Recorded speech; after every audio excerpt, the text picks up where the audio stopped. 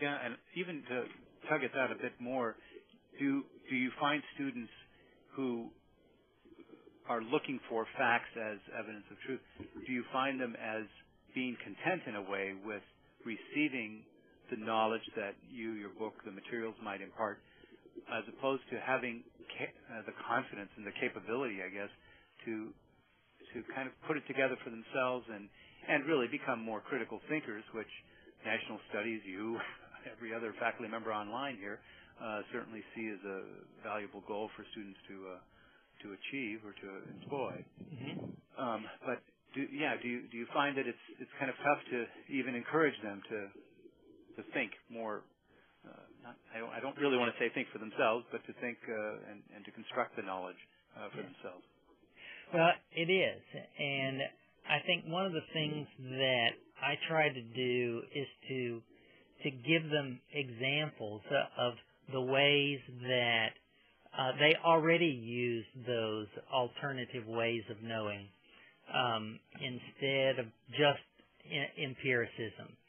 So they don't recognize when they use them, and so helping them see that and helping them see places where they have to do that, I think helps. One of the ways that I've done it sometimes is to ask them just simple questions about why they think certain things are wrong. To ask why you think murder is bad.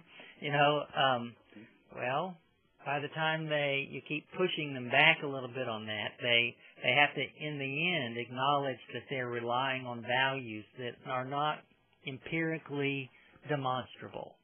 Okay? One of my favorite examples to try to help them see how we have to use other means of arriving at truth is the television show Alias. I don't know if you are all familiar with it. It was a show that was on for a couple of seasons, and it was based on this woman who was a college student who was a spy, and her father had been a spy. And before the show starts, the mother divorces the father and goes back to being a Russian spy. All those years he thought that she loved him, she was really spying on him. Well, here's a great example of the empirical data all telling you one thing. This woman did exactly what it took to be a loving wife, and yet it wasn't true. So I really like that one. I guess it's the kind of thing that some of them will know the TV show and can relate to. I also have them sometimes do values clarification exercises. So some of those, you all are probably familiar with the folks who, there's the rowboat thing and all sorts of different ones that you can find that will make them express values that they may not even know they have and begin to defend them. And of course, as they do, they're going to use non-materialist sort of arguments all along the way. So those kind of things help students, I think, begin to understand that they do actually use these other ways of knowing. So that helps in some ways for them to see that maybe what we're doing here has some genuine relevance. And one of the things I always talk about at the very beginning of these courses is about how the Bible is very influential in our political and social agendas. And it's not just people like the religious right, but folks on both sides of issues cite their understandings of the Bible, whether it's about abortion or welfare or health care. And sometimes it's easy to go to the newspaper and find people on both sides using their religious beliefs to support just the opposite views, whether we should go to war at some time. Constantly you find people citing the Bible and their understanding of it as the reason society as a whole should do things.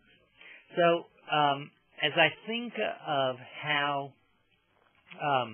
the course has to be structured, I think the way to get them started in some interest is to show them that this really does make a difference.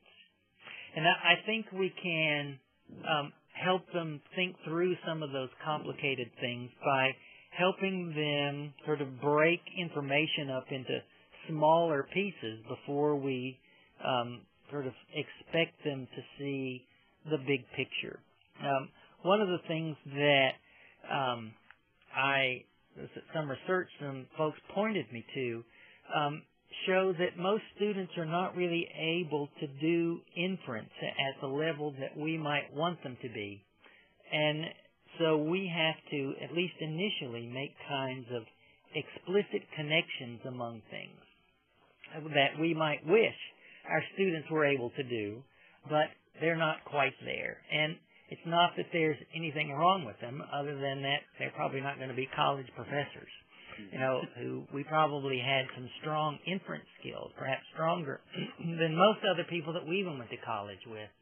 So we have to make sure that, in a way, those different learning styles are given a way to pick up the material that we can offer them about how to understand existence.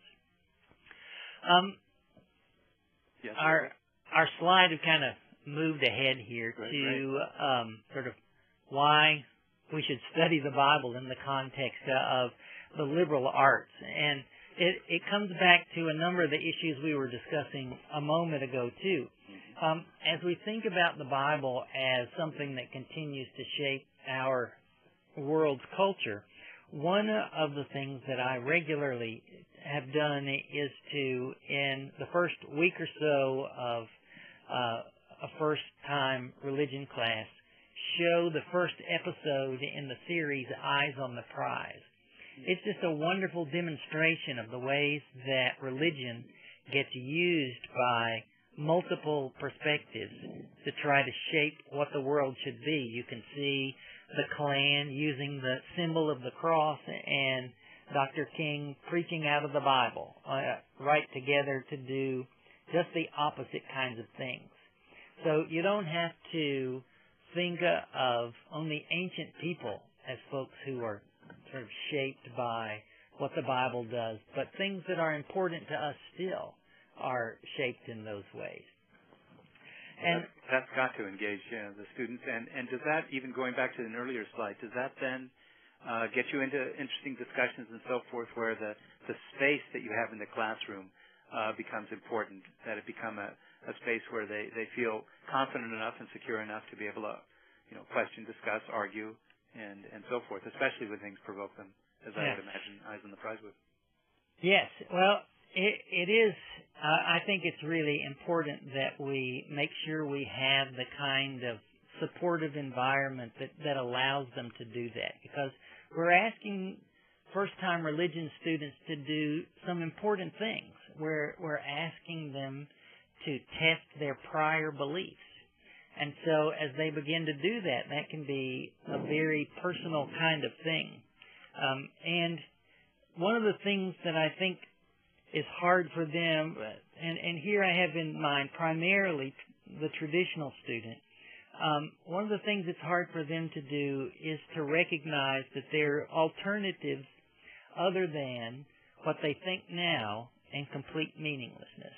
And in some ways you have to give them something to hang on to so that you can help them see that there are ways to make sense of the world, to make meaning in the world using these observations and methods.